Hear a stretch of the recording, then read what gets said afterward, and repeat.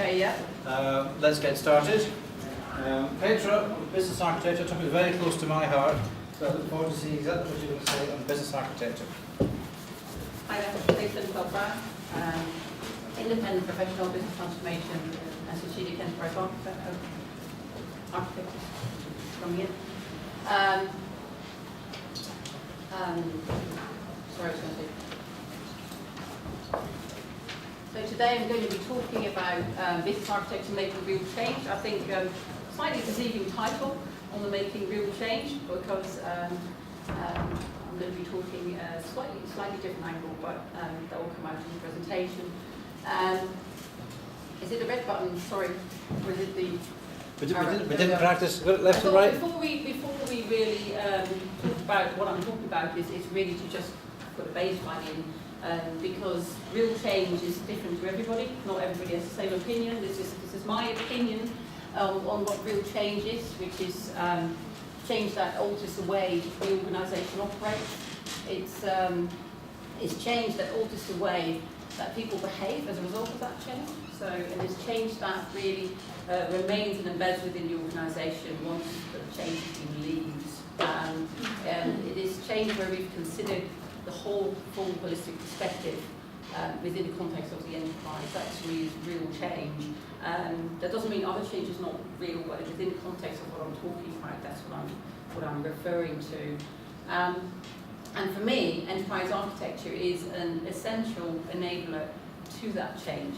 I think it provides constructs that help people think about change differently, pull things together.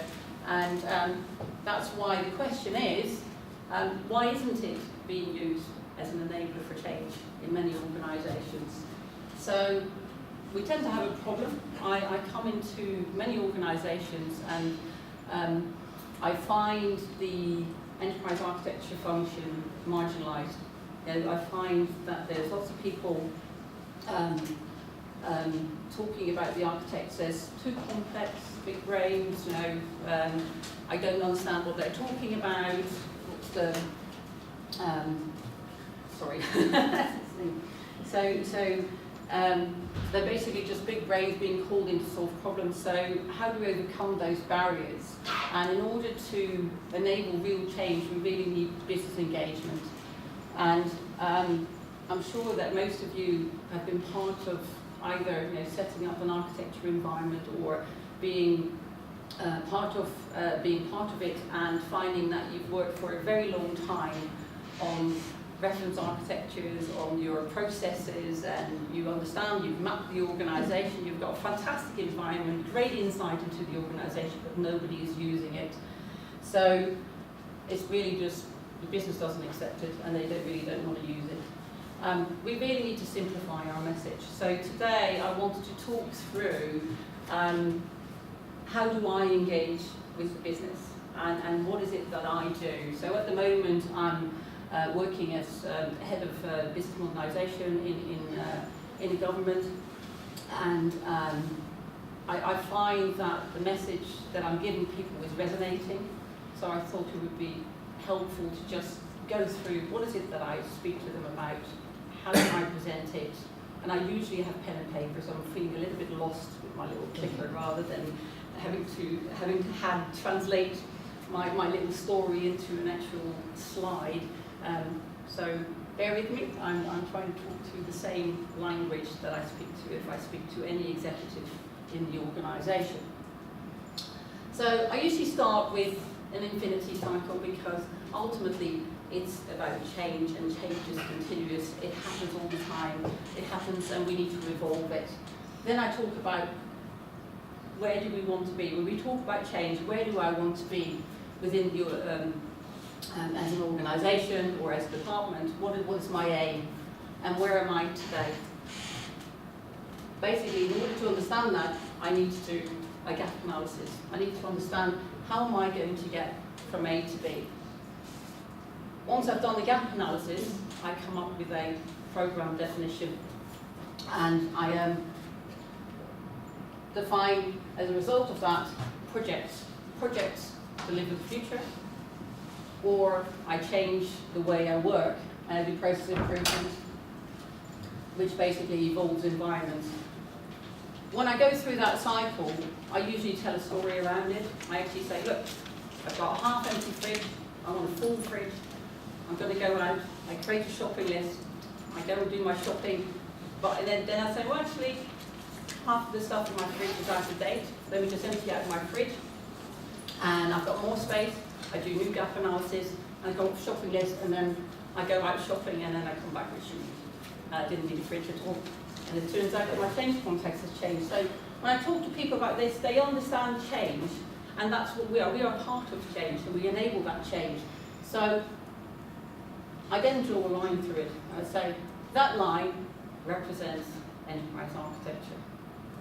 If I go to the right-hand side, I draw a triangle. That triangle is the JFEIs.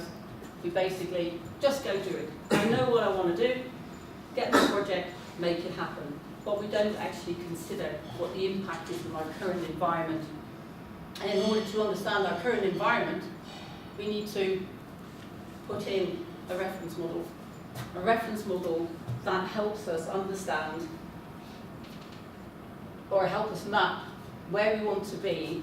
And within my case, I use business capabilities. It's a business capability-led approach. I know there's many other approaches. Whatever you want to put there in the middle will probably work. But it is a reference architecture that allows you to map your future state to the same constants as you map your current state.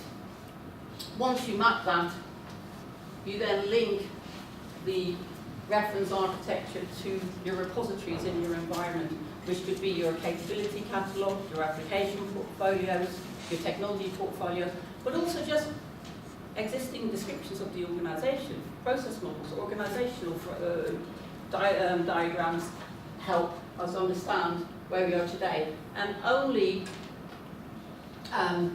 I only actually map when I start up in an environment. So when it's a greenfield environment and setting up architecture in a new organisation, or I restructure the architecture environment, I only ever map those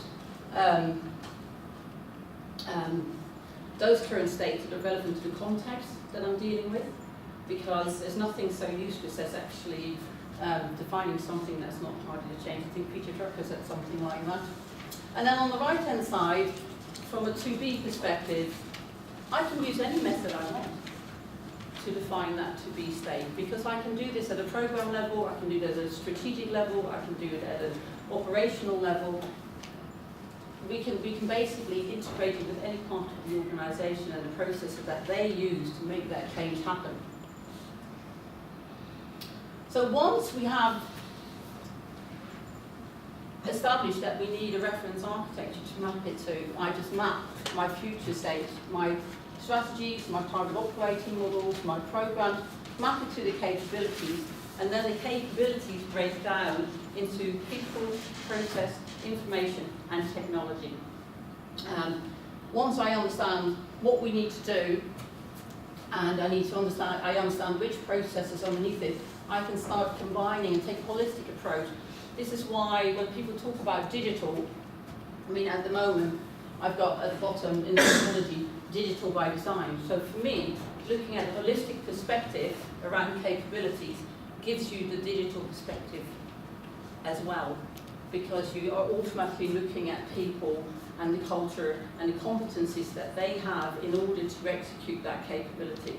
And they execute that capability by executing the processes and utilising the information. And this is usually where most of the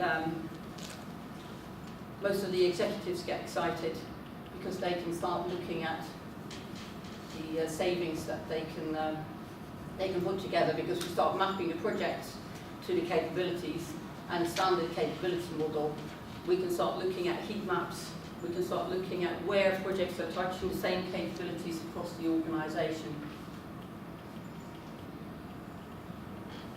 So once we have that, we do still link to architecture in the background. So we don't just talk. So I never use anything except the business capability model to engage with the business, because 9 out of 10 times when I talk about anything, on the application level or technology level. They really don't. They just glaze over it. They really don't want to see it. So I always talk about what is it that you want to do? What are the capabilities that you need in the future? How do they translate to people, process, information and technology? How can I look and link those 4 elements to future state and current state and do a gap analysis? And if I do that across a set of projects and I can heat map it, they can understand where are my synergies, where are my opportunities for reducing cost in projects, where are my opportunities to combine transformations. But I do link all this in the background, so all of this does get happening in the background. Now, it's a precarious balance, because the problem is that if you make it too simple, you don't get any resources to build the stuff in the background that you need in order to give them the value that they're looking for.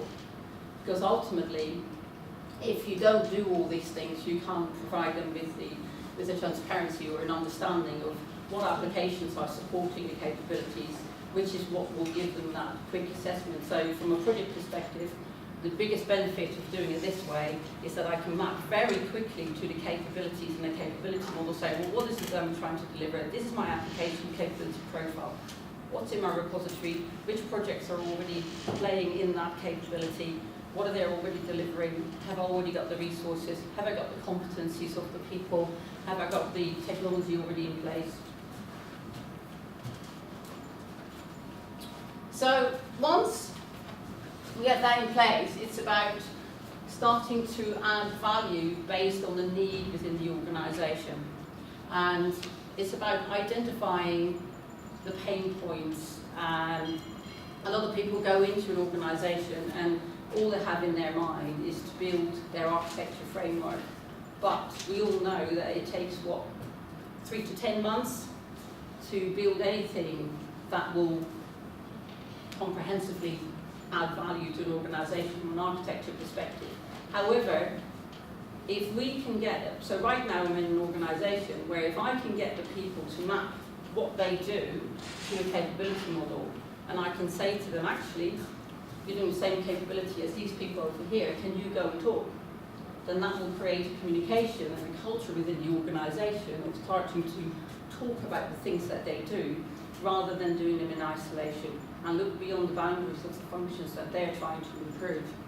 So the areas where I believe EA can provide rapid value is where the organisation has got a lack of control, and lack of control can mean we don't understand what our costs are, we don't understand what our KPIs are, we don't know how we measure ourselves, a lack of oversight in the project portfolios. So we've got project portfolios tend to manage their change traditionally as part of a time, resource and budget perspective, whereas they don't actually look across the project from a content perspective, as in what is it that those projects are actually trying to deliver. They're only looking at, well, am I delivering the project on time, on budget, with the right people? And they don't look at, well, should I be delivering the project at all? So that question doesn't always get asked.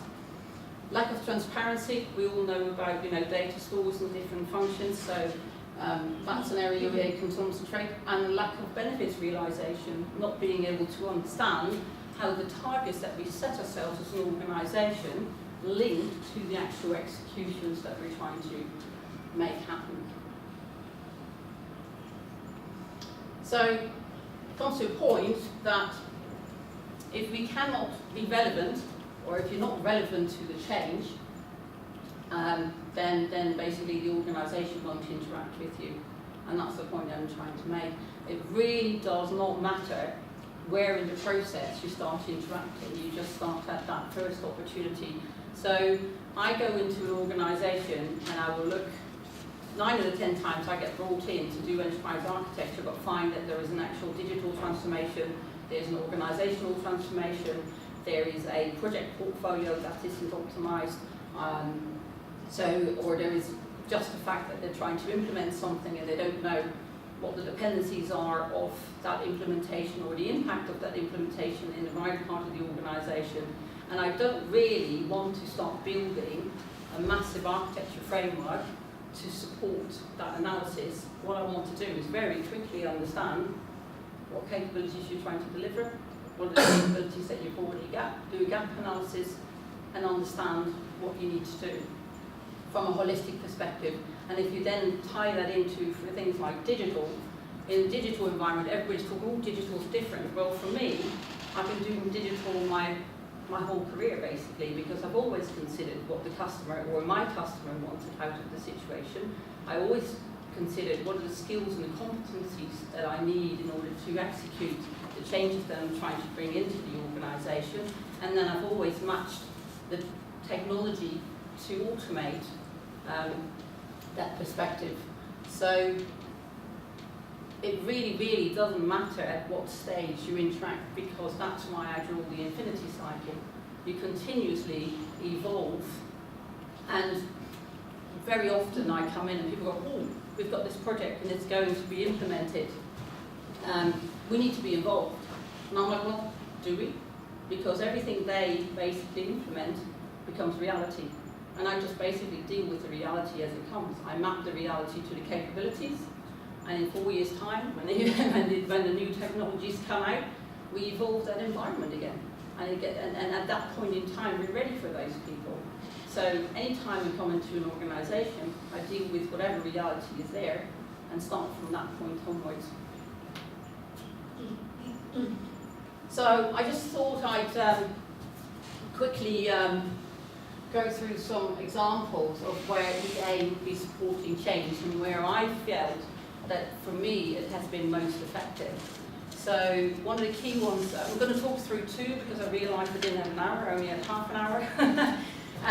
The two that I'm talking about is to show you how we got from solutions architecture to proactive governance, portfolio rationalisation, but other examples are things like PMO, management from cross-portfolio management based on, that's what I just mentioned, scope, time and cost, to fact-based analysis and prioritisation, synergies for transformation, and consistent standards and implementation. Those are the areas that I've usually found that when you come into an organisation, you can be effective really, really fast, and you can continuously show value to the organisation whilst in the background you build your framework. Instead of going to the organisation, and I'm going to steal a sentence from Colin actually this today that really hit home. He says, when my manager says, I don't understand, he doesn't want more information, he actually wants less. He wants it simplified. And usually we have a tendency to go in and think, oh, he doesn't understand, let me go and create an even bigger picture that that doesn't that he doesn't understand. So perhaps he's just thick. Ooh, I don't want to say that. I think everybody is knowledgeable in their own area, but I think it's important to understand that we usually tend to run a separate process. We tend to run an architecture process, whereas actually we should be running the change process. And we should understand, how do we enable the change process? What is it that we bring to that change process?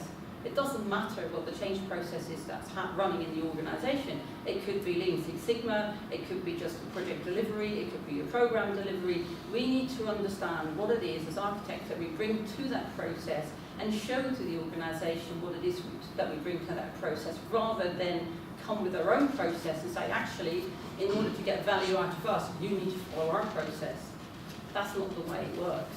So this is one of those examples that we put into a government regulator quite recently, where on the left-hand side we see the solutions architecture process. It is actually at the centre. However, it shows exactly in this slide where this is the process of implementing a change opportunity. You can't read it, but it says business case, high-level design, detailed design, implementation, roadmap.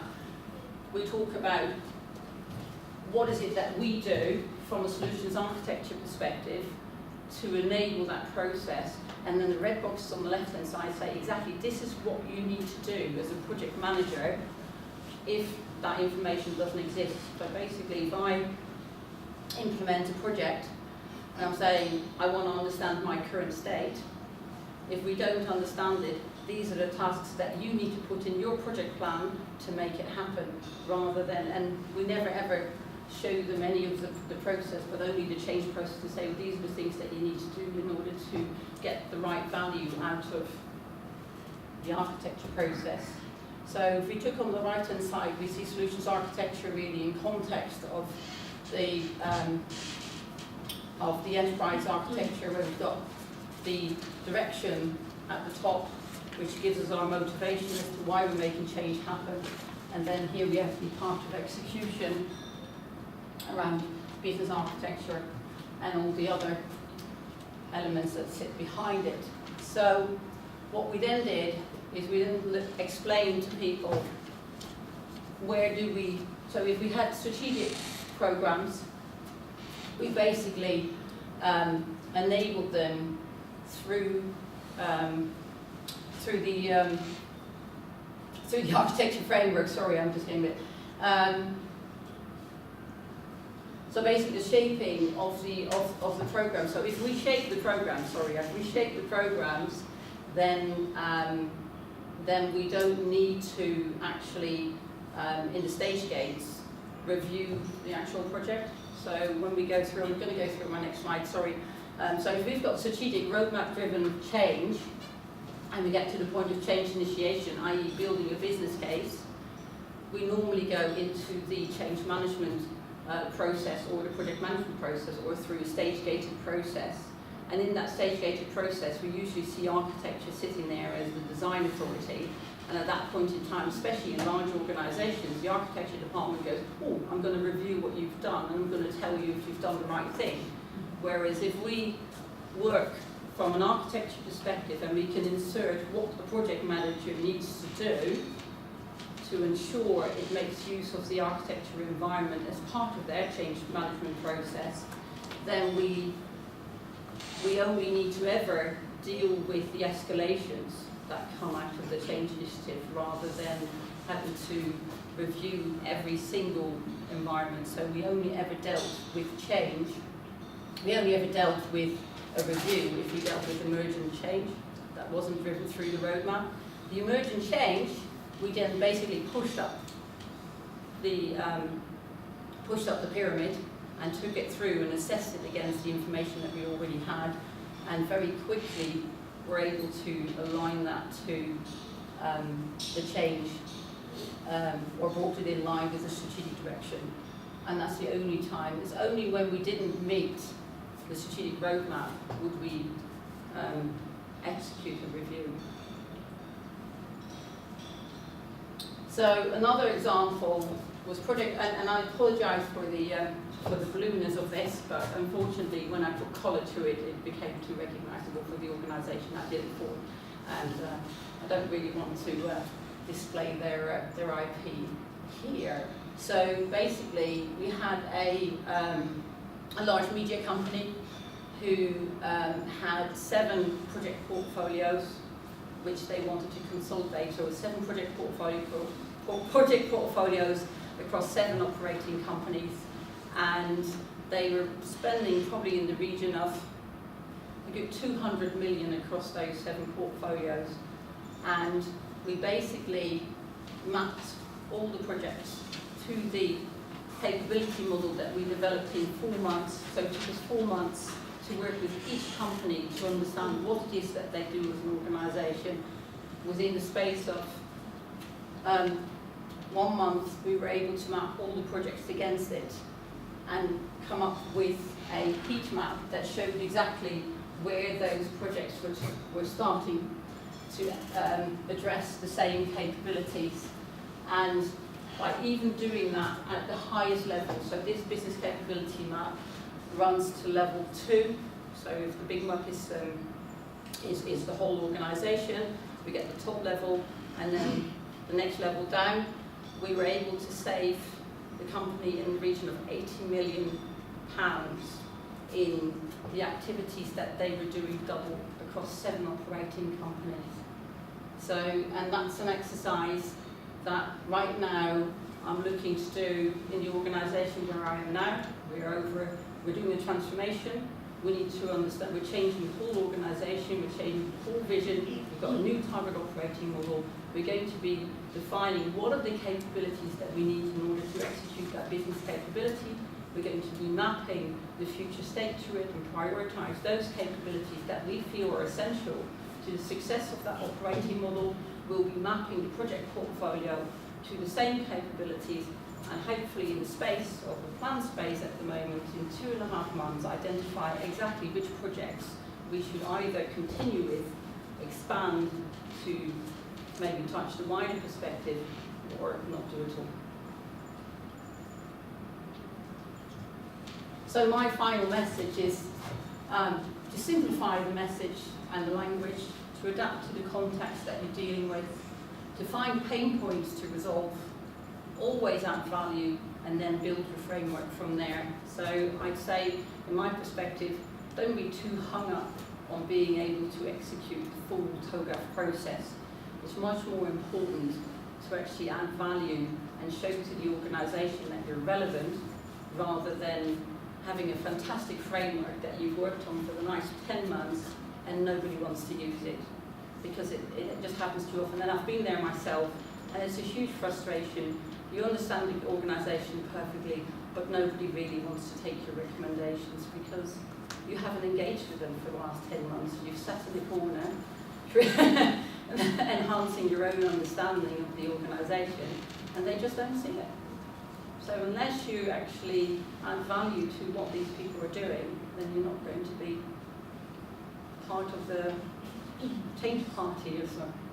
So that was for me what I wanted to share. Is there any questions at the moment? Yeah. Yeah, Petra, sorry, I chucked in being thick, tongue-in-cheek really, but I mean, you present an interesting challenge of balancing the art of EA and all the diagrams and sort of stuff that we like to produce with the politics of the organisation. Yes. How important is it that, you know, from your point of view, that you get buy-in right from the top, or do you find with these projects you go in the middle and then work your way to the top? You know, what's the political context in some of this stuff? So I think eventually you need to have buy-in from the top. I think you always get to that point that if you are not supported by top management in the business, then it's very hard to sustain the method and the approach. But when I come in, I could be employed by a PMO or a portfolio manager who says, oh, I want to just rationalise my environment.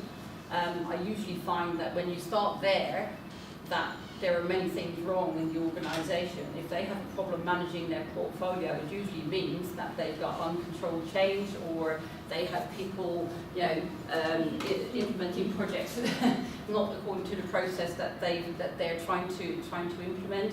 So I find that I put in the value into the project portfolio, but then I identify exactly where are the upstream and downstream processes that we need to interact with, and look always wider or beyond the scope of the change that I'm trying to implement. I always create a model. So if we talk about PMO rationalisation, if I was, for example, only working in marketing, I would not create a capability model that only addressed marketing. I would always create the thin layer of the full enterprise, so that I can show where the overlap is with the capabilities for marketing with other parts of the organisation. And that's only if there is only a portfolio marketing. I mean, that's just a particular example, but it could be an IT portfolio, it could be, and in an IT portfolio, I tend to elevate their thinking to a capability level. So because they tend to think about implementing the technology, and even though they're thinking about digital now, very often they don't think about the people. I get complaints right now of the people that I work with from organisation design that IT always just implements and never thinks about the organisational structure. Whereas we sit at the other end from an IT perspective and go, we get the technology and these people just change their organisation and don't understand what it means for the system. So I think there is another side of the coin. The frustrations that we have inside architecture, they have as well, because they're coming with their own approaches. So I think there should be, in an organisation, only one approach, and that's a change approach. We need to understand how all different methods of change collaborate to make that change happen. And that's the only way you can look at it holistically and implement transformation programs that change the business enabled by digital transformations that everybody's trying to do at the moment. Does that make sense? Is that answering your question? Yeah, sort of. I mean, I think the politics of any organisation are always particular to that organisation. Yeah. Some of the resistance to change can come because the functional silos, don't want to. They see the world in a different way. Yeah. So the way I've resolved that is by I always create a capability-led roadmap or an architectural roadmap that basically states that if we wanted to make change happen and we wanted to do it perfectly in the most optimized way, this is the way we would do it. That's for me is the architectural roadmap. I then work usually with the PMO environment to look at, well, what's actually happening. And what we find is that we get the sideways ones where somebody goes and talks to the CEO, but I want to do this, and they get permission for a project. And to be honest, it just becomes my reality. And if the CEO comes, well, I want to do this, what I want to be able to do is want to be able to feed back to them, well, what's the cost and the impact of that change? Do you still want to do it? Because that's the major thing that we want to be able to feed back.